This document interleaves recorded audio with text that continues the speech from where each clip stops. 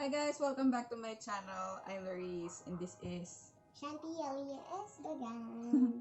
me and my jowa. Wow! So for today's video, dahil bleach yung hair namin, yung kanya is Napagtripan. kulay brown daw yung sa kanya, pero this is not processed hair. Ganyan talaga yung kulay ng hair niya. Medyo brown siya, lalo na pag natasapan ng liwanag niya. Yung sa kanya, violet. Kasi base niya is blue, tapos nilagyan namin ng red. So yun. Yung akin, hindi ko na alam, blue na ulit siya.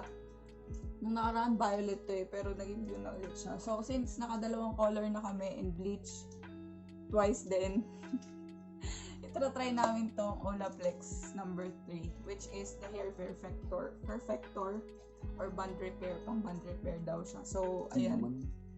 Meron ako 100 ml dito. So, siguro kasya na sa amin itong dalawa or sobra pa siguro based sa mga napapanood ko.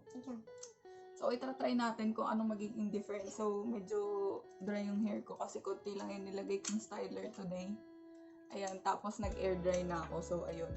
And also, this Olaplex is CGA. So, sa mga CGM, nagsi-CGM dyan, pwede to. At maganda daw to, so yun, try namin. Pero mahal siya, so ilalagay ko na lang yung price mamaya at kung saan ko siya nabili.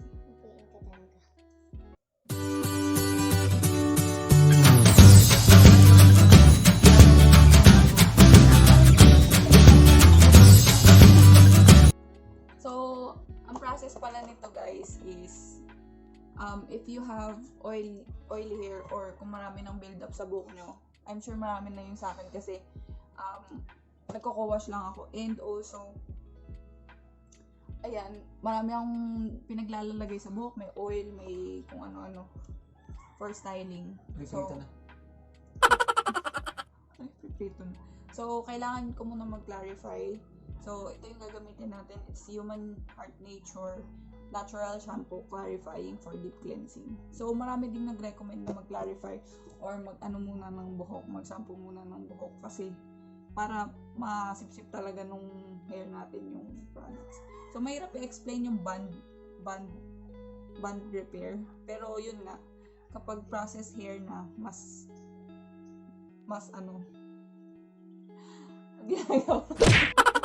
So ayun. So binababa din to pala for 10 to 45 minutes at saka sa damp hair siya. So nawawala daw yung effect niya kapag natutuyo, pero may ibang gumagamit ng overnight. So ang gagawin natin 10 to 45 minutes lang natin ilalagay. So gagamitin ko to and gagamitin din niya para makikita natin yung effect doon sa mga processed hair. Pwede din pala to for all hair types to. Pwede din siya sa virgin hair, yung hindi processed. Maganda daw siya for strengthening and yung pang protect sa mga thermal or basta mga ganun. So i-search nyo na lang sa FAQs na olaplex.com. So ayun, let's start. Magla-clarify na muna ako ng buhok. Bye! Alis muna ako. Magla-clarify muna ako ng buhok. Then, hindi ko na ipapakita kung paano ko nagla-clarify ng buhok kasi normal shampoo lang naman at saka yung pang ng anit yung gagamitin ko. So, ipapakita na lang natin yung paglalagay nitong Olaplex. So, ayun. Parang tawad na naman niya. Antok na ako. Sorry na, sige na.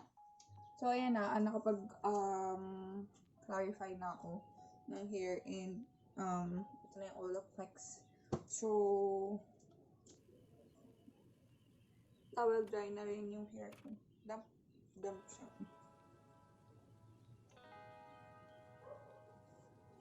So, ayan, I'll be using my comb din.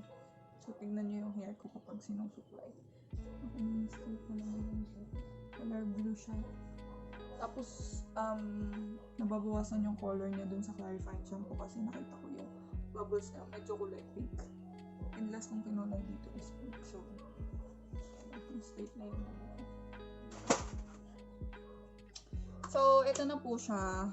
Bubuksan na natin. So, meron pa siyang seal. Ayan.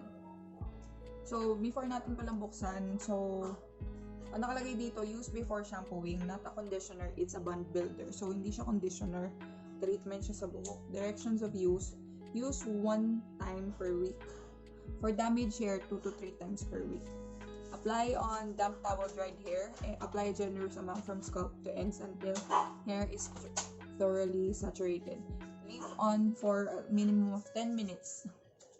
Longer if desired. Rinse from hair, shampoo, and condition as usual. For more information, go to Olaplex.com. So, pwede nyo siyang puntahan doon.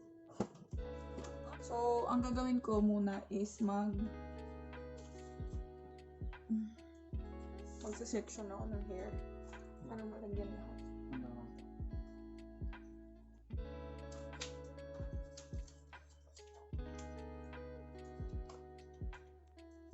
So, binuksan ko na siya.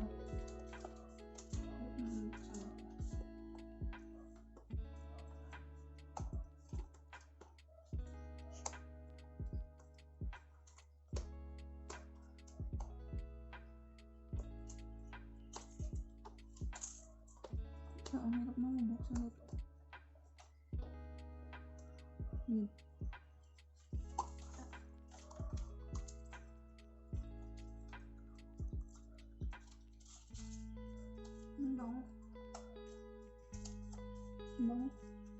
First time ko lang pong gagamit nito, so ayan, tatakpan ko na ulit yung takip niya. Ay, hindi masyadong mamilis. So, dapat daw saturated yung hair.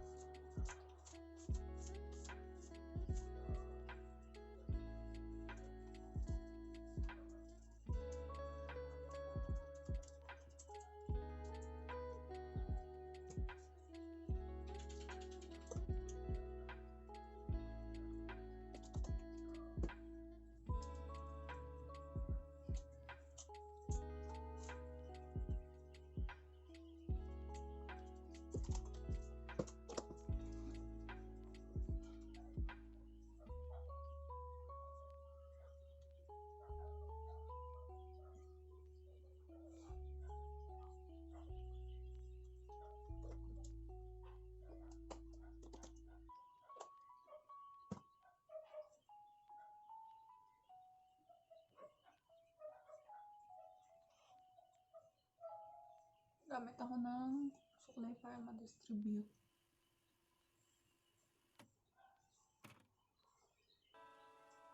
Then, maglalagay ako ng shower cap.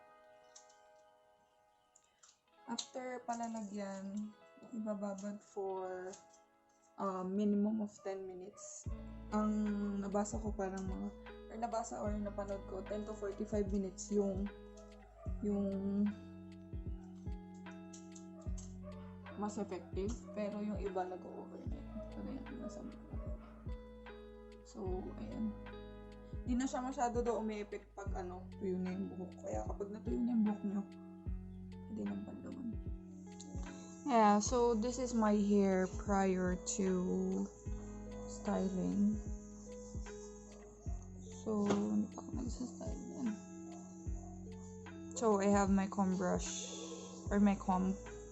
So, susuklayin ko siya, and I'll use this one, the Cantu, and this one. Then, I'll plop my hair and diffuse. Hi! So, ayun, hindi ko na picturean or na-update kayo nung pagkagising ko. Pero, yung curls ko, hindi siya masyadong buwaghag. Hindi rin siya masyadong nakataas. Nakabagsak siya. Siguro dahil medyo marami ako nailagay na kanto. Pero ayan, mas kita yung ringlet niya. Ayan. Tsaka dahil nga dun sa maliliit yung niya.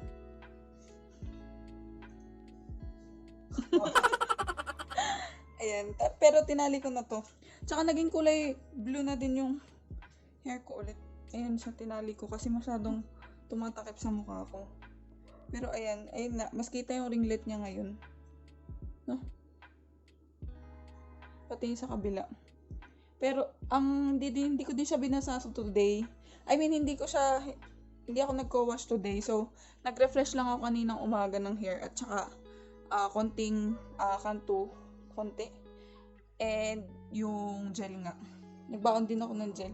So, ang struggle lang talaga is yun dito sa ilalim kasi medyo siya, medyo straight yung ilalim. So, ayun. So far naman, ang ganda. Siguro mas maganda kung palagian ko siyang gagamitin kasi nga mas more effect kung mas madami ka ding ginagamit or naging consistent ka na sa paggamit. So, ayun. And medyo buong araw na din kasi 6 na. So, ganyan pa rin yung hair ko. Hindi ko alam kung tatagal pa siya hanggang bukas pero, ayun. Tsaka, ganito yung kulot na gusto ko. Hindi naman kulot na gusto ko. Ganito yung kulot na mas bet ko kaysa yung unang kulot ko. Kasi nung talagang wala pang kulay yung buhok ko, yung kulot ko lahat pataas. Parang anong tawag dun? Parang afro. Hindi naman siya itsurang afro, pero yung ringlets ko talaga. Malapit na daw. Pero yung ringlets ko talaga sa ganito. Ayun. Mas malaki din yung ringlets ko before. Kasi talagang nakabilog-bilog siya. So, ayun. Pwede din ako makatanong pa rin. So, ayun. So, may re-recommend ko ba? Yes, may re-recommend ko. Pero yun nga, kailangan yung i-budget din kasi mahal yung Olaplex. And, ayun. So, ayun lang. So, nagamit ko siya. Kaya ako diba sabi ko kahapon may photoshoot kami. So, ayan, nagamit ko na siya. Hindi ko na kailangan magpa-style ng buhok kasi ganyan na yung buhok ko nung photoshoot kami. So, ayun.